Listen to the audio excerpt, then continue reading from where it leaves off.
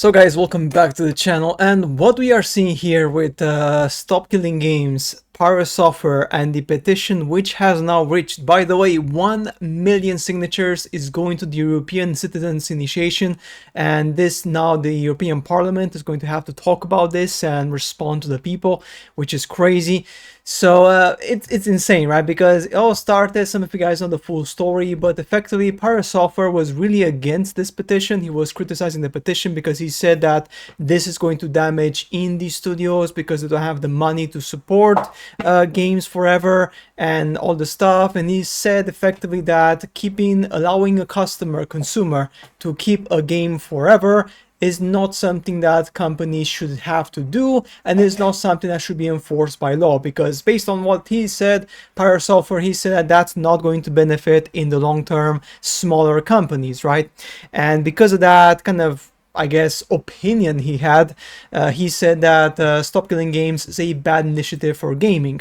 Well, guess what happened? After that, the Stop Killing Games creator made a video. It got picked up by other big YouTubers like PewDiePie and other people. They talked about it. Asmongold as well talked about it, and it went crazy viral. And after that, people said, wait a second, are you crazy? It's like, wait. So this person, because of him basically trying to go against it so hard, it backfired like crazy, right? And this is the best one we have here. I signed the Stop Killing Games initiative. Peter, that is going to kill the entire live service industry. I told you I signed it, Thor. You don't have to convince me. And to be honest, I mean, there's good and bad here, but at the end of the day, this may actually save gaming, because many companies right now are launching games. They keep them for like maybe 3 to 5 years or 4 years, and they close the servers, and that's it. You paid, I don't know, 60, 70, $80 for that game, microtransactions, other stuff, and 4 years later, it's all gone. Literally, like Anthem, for example, is going to shut its servers at the start of 2026, if I'm not mistaken. It's gone. That will literally, in a couple of months, in half a year or something, there will be no more Anthem, which is a huge problem, right? And this is exactly what people are fighting for. The right to play your games forever. That's right, guys. That's the problem, right? It's just crazy. I want to thank Pyro Software for being at LS. That's just crazy. Oh man, this is amazing. I mean, this is incredible, right? Currently, Stop Killing Games is set to beat the deadline, which is lovely to see. We have here lots of signatures. As you can see here, signatures from all over the world, all over Europe, my bad. All over Europe, as you can see here. It's just amazing, like France, Spain, Luxembourg, UK, Ireland, like Germany, 170,000 people. That's a lot. Poland, 91,000 people. Spain also, 67, as you can see, it's quite high. Italy, almost 50,000 signatures. So people are fed up. People are fed up of having to pay for a game and then the game disappears, right? This is why you people are pushing for Stop Killing Games. Anthem wasn't a game changer, but it should still be preserved and playable. EA is shutting down Anthem in January 2026. That's right, the servers are gone, and that's pretty much it. But here's the problem, right? EA could easily release a patch to allow you to play offline, because it's possible. It's not impossible. Just release a patch so you download the additional stuff you want to have. You need to play the game offline, and that's it. And you can play the game forever in your library. Why is it so difficult to grasp? Why games have to die after a couple of years? I mean, movies, for example, there's people who rewatch the same movie for like, I don't know, 20, 30, 40 years, right? Consecutively every year. So why not games? Why do games don't deserve the same treatment of literally, if you buy a game and that game you really like it, you should be allowed to play that game today, tomorrow, and also in 20 years, because that game is your product. You purchased it by yourself, right? So yeah, it's incredible how things are going, guys. Stop Killing Games is literally crazy. I mean, wow, right? No, the thing is, obviously this is a petition. This is not something that the European Parliament will basically do anything about it specifically, right? Because they could just say we don't care, but they're forced to look into it, and this could be the precedent of other stuff. Also, Pyro Software, He said that he's no longer working for Off-Brand Games because apparently he's saying that people were attacking him from all angles, and because of that, they were trying to mass review bomb the game. And say you can dislike the things I say, but this kind of behavior is unhinged. But look at this, like this is the games they have. For example, this game here, there's no review bombing. There's literally no review bombing right now of these games.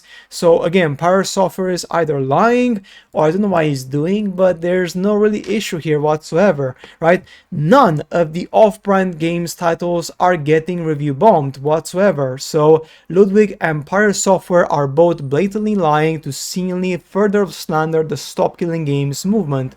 Incredibly weird and manipulative behavior from both of them here. Again, it's just bizarre, right? Because it's not like it's not happening. It's not happening. Like they're trying to tell you that their games are suffering, whereas it's very positive, mostly positive, very positive, as you can see here. So these were screenshots. If you go to Steam right now and check Off-Brand Games, you can check the games for yourself, and you shall see that there's no really major backlash, right? But yeah, that's just crazy, right? I think I found Pyro Software's alt account. Yeah, there we go.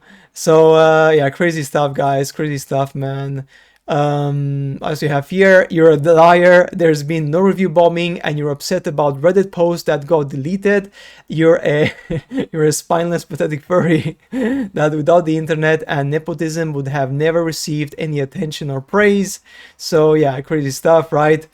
We have here, I'm against Stop Killing Games, but for different reason than Pyro Software. Unlike him, I don't care about the poor AAA developers that continue to screw over their customers base, but I also don't trust the EU digital rights bureaucracy either. Instead, I propose hurting the AAA industry where it really hurts, that being intellectual property. Seriously, people underestimate how much damage IP laws have caused to the gaming industry. Here's some examples, other stuff, right? So you have here, save gaming through European Union legislation, save gaming through either IP reform or IP abolition, defend the status quo. So this is obviously your options here.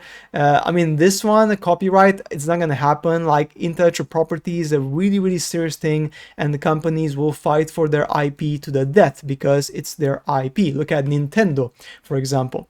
But yeah, it's a absolute shit show, to be honest, at the moment. Like, yeah, it's just crazy, man. I just cannot believe that, you know, this man, like this man,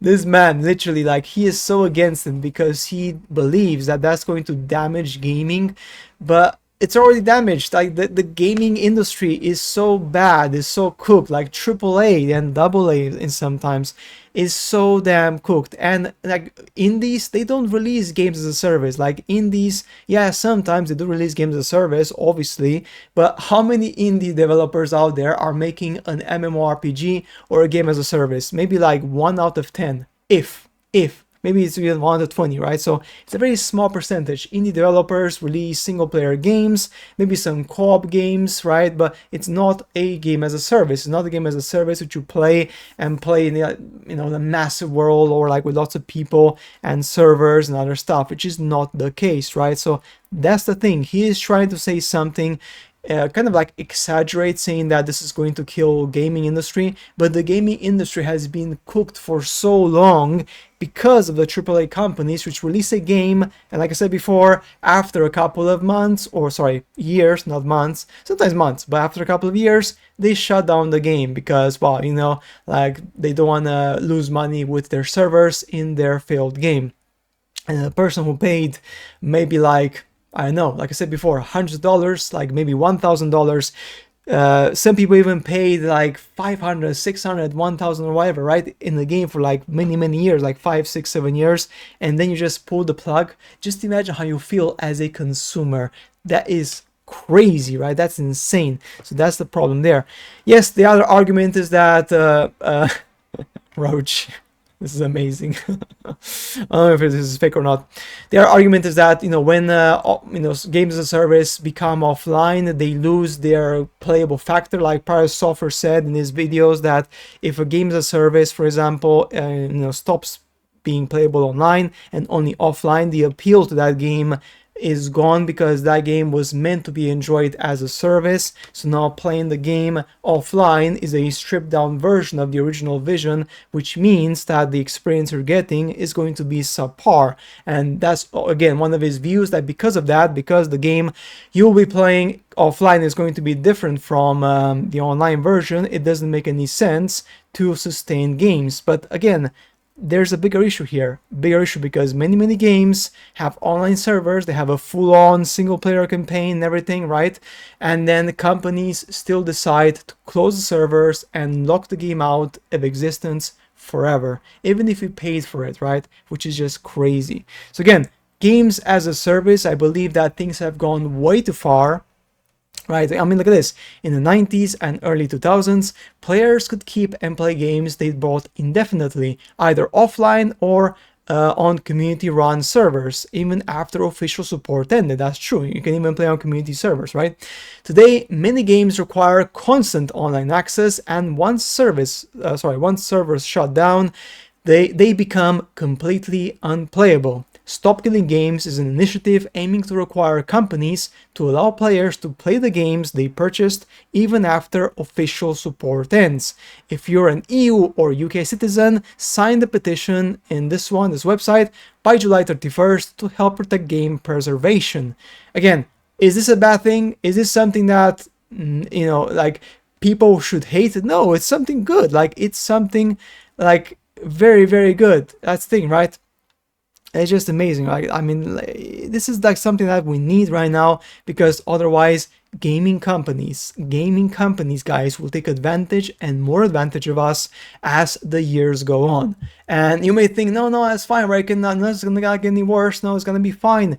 No, it's gonna go worse. It's gonna go really bad, because these companies, if they have their way and they don't get stopped and they're allowed to basically close down any game they want after any time without any repercussion, this is going to set a precedent, and gaming will die completely over the next decade, because people will lose faith. Like, why would you buy a game if in 2 years it's going to be gone because the servers are going to die? I mean, that's the problem, right?